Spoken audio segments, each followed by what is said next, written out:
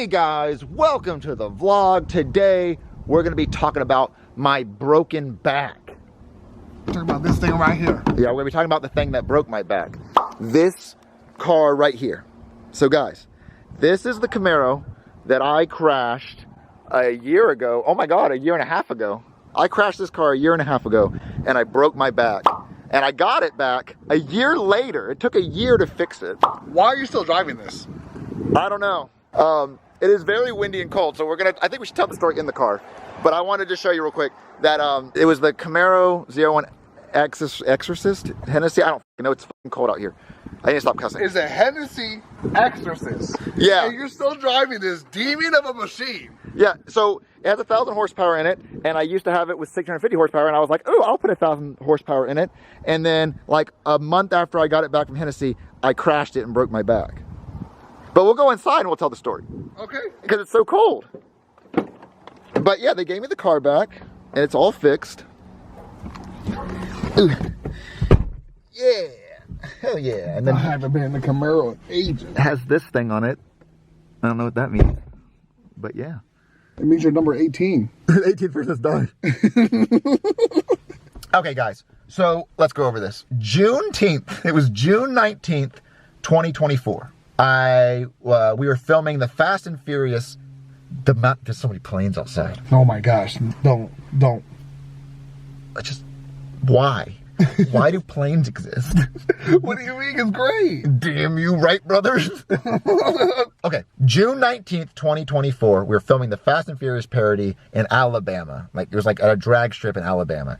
And we brought the Porsche 911, the Lamborghini, the Corvette, the Camaro, the Tesla Model S. We were going to race all the cars. It was a fun day. We had filmed the entire video, and we had been doing burnouts all day in this car because I wanted the tires to spin. I wanted the smoke to come out. I wanted to be really cool.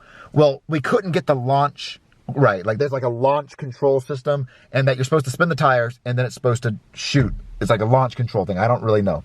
Anyway, we had taken the scenes multiple times, and these tires were probably burned out all the way. There was no traction on these tires. So we've been getting those scenes. So we're done filming. We're completely done filming, and Will is in his GT500 Mustang, and he's like, oh, Logan, you want to race one last time? And I'm like, yeah. And I remember running to the car, and before we started filming in the day, I said, guys, I think this car is going to crash today. I said, I don't know why. I just said, I feel like this car is going to crash. You can ask the crew. And so I'm running to the car to race right before we leave. And I remember saying, the tire's been burned out a lot. And I don't know. The tires are burned out a lot. Wouldn't that not be good to keep racing on it? But I was like, it'll be one last time. We've been doing it all day. So we get in the car and we take off.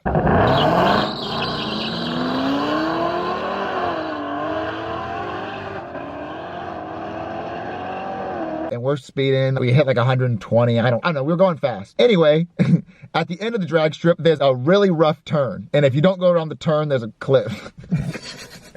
That is perfect planning. Well, there's a pile of dirt, and then right by the pile of dirt is a cliff or ditch. So I had been doing this same run in a Porsche 911 all-wheel drive and a Lamborghini Huracan all-wheel drive. And I've been taking that turn at 60 miles an hour with those cars. Literally slow down to 60, taking the turn. Those cars take that turn delicious, right? Because it's all-wheel drive. Yeah, no. For some reason, I thought I could take that turn in this Camaro. That's rear-wheel drive, tires burned to shit. So I'm slowing down to 60, and I go to take the turn, and it doesn't turn. And it's... So I press the brakes. Nothing. And I skid off into the ditch. Wait, so you were skidding sideways? Yes. And then it was skid sideways. And then it straightened back out. And then I went down into the ditch. And when I went down in the ditch, I bounced. But I hit hard. And I felt my back break. I don't know how to explain it. I felt my back break in that moment. It bounced. The pain shot up my spine, my lower spine. And I said, my back's... I instantly went, my back's broken. But the car kept moving towards the trees. And I think that was one of the most scariest moments I can think about, is that my back was broken. The car was still flying forward towards the trees. And I was already in pain. And I was like, oh my God, this is not even the worst of it. My back's broken. There's about to be more pain. Wait, I thought you broke your back when you hit the tree. No, I broke You broke it because you went up and down? I had a compression fracture, and I had my seatbelt on. And so my body went up and then slammed down. If I didn't have my seatbelt on, see, here's the roof. I may have broken my neck. Yeah. I could have broken my neck, but the seatbelt kept me in my seat. So hitting the ground, like the back of the car slamming on the ground, compressed my L1 and L4 vertebrae. That gave me a compression fracture. But after I hit the ground, the car kept going into the tree. And so as soon as my back broke, we're going forward, and I hit the trees, and the airbag came out. I don't remember the airbag coming out. I just remember pushing the airbag out of my face. I had burns on my arm, but I couldn't even feel the burns on my arm. I felt nothing. I don't remember the airbag coming out. I remember pushing the airbag down. I remember there being smoke. And I remember thinking, I have to be paralyzed from the waist down because of the pain in my lower back. So my instinct was, I'm going to get out of the car. I'm going to run. If I can run, I can walk. That means I'm not paralyzed. So I opened the door and I ran uphill. It hurt so bad, but I was like, okay, my legs work. I'm not paralyzed. I'm good. And I got to the top of the hill and I laid down. And down at the end of that drag strip, no one knew what happened. Nobody knew I crashed. And so I said, Will, put me in your car and take me. So he sped down. We got to the beginning of the drag strip, and then I laid on the concrete. And I was like, get me something. Like, my back's broken. I kept saying that. I was like, my back is broken. Like, I know that's a fact. And so they were going to do life flight. And I was like, fuck that.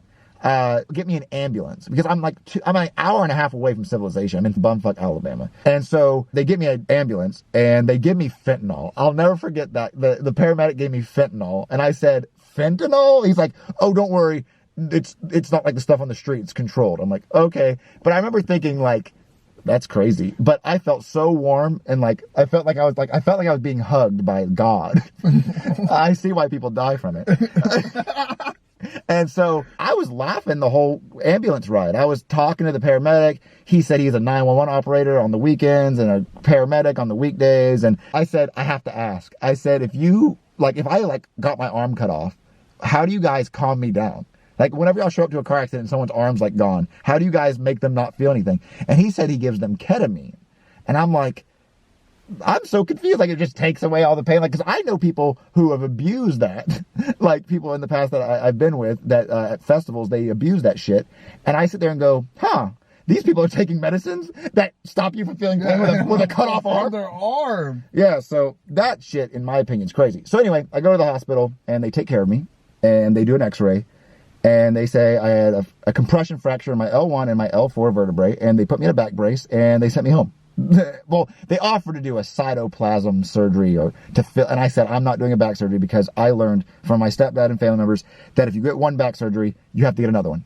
Once you get your first back surgery, you always have to get more the rest of your life, and it just fucks up. So I wore a back brace for 6 months, took it off, and that was June 19th, 2024 is the day it happened. And now we're January 2025. And I would say my back is completely healed, but I don't feel the same. Like, if I crouch down for too long, or if I'm bent over for too long, like... Bent? If I'm bent over for too long, or if I'm sitting in the same spot for so long, like, I don't know, my back aches. It's like weak. Like, it feels ache and tired. And I never had that feeling before until before I broke it. But I will say that I can do I can lift Lily, I can pick up stuff, I'm normal, but like, my back gets tired quicker. Yeah, weaker. Yes. So yeah, I made a full recovery, never needed surgery. Life's good. But that's the story of me breaking my back. But the crazy thing is, it took them a year to fix this car. They refused to total it. Also, my car insurance thought I died in the car accident. I still have the voicemail somewhere where they were like, sorry for the loss of Logan 30 acres. They were only going to give me $5,000 for dying.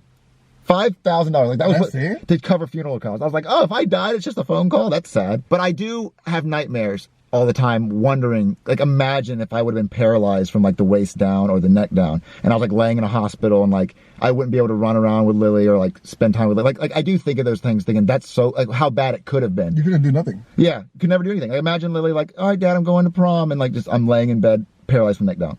So I will tell you, I don't speed anymore. Like, I don't go fast in my cars anymore. I own fast cars, but I don't speed anymore. I used to speed everywhere. I used to just floor it just for fun. I don't speed. And I got this car back June of 2025. And immediately I was like, okay, I'm going to sell it.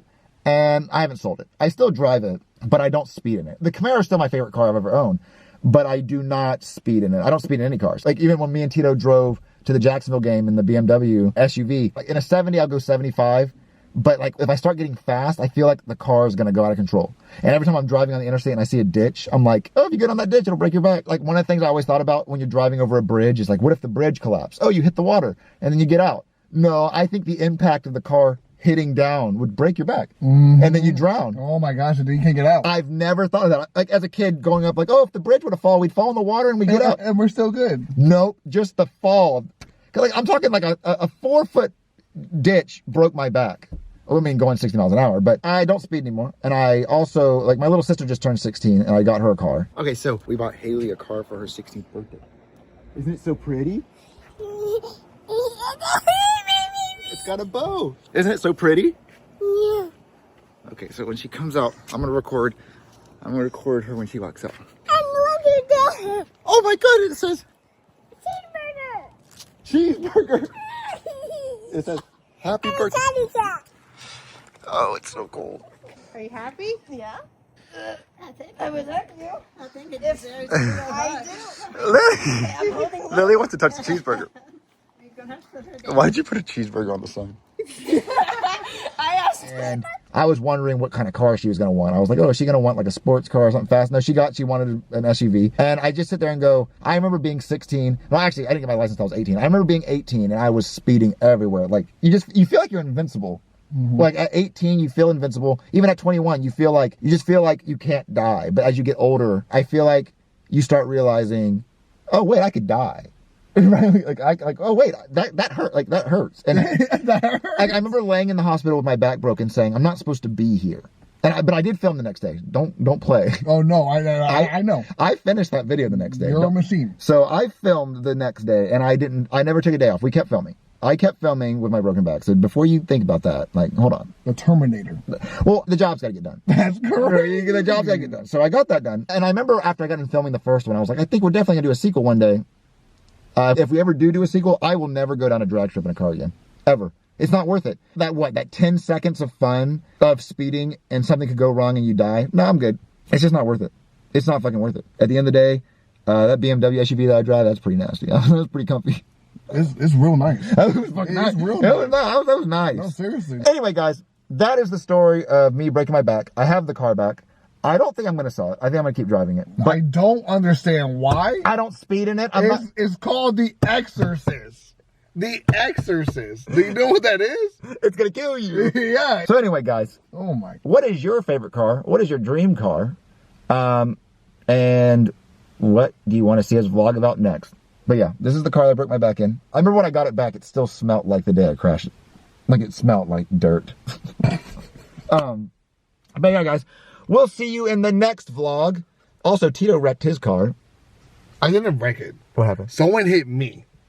So yeah, we can talk about that. We'll talk about that in the next vlog or whenever we're bored. Someone hit me. All right.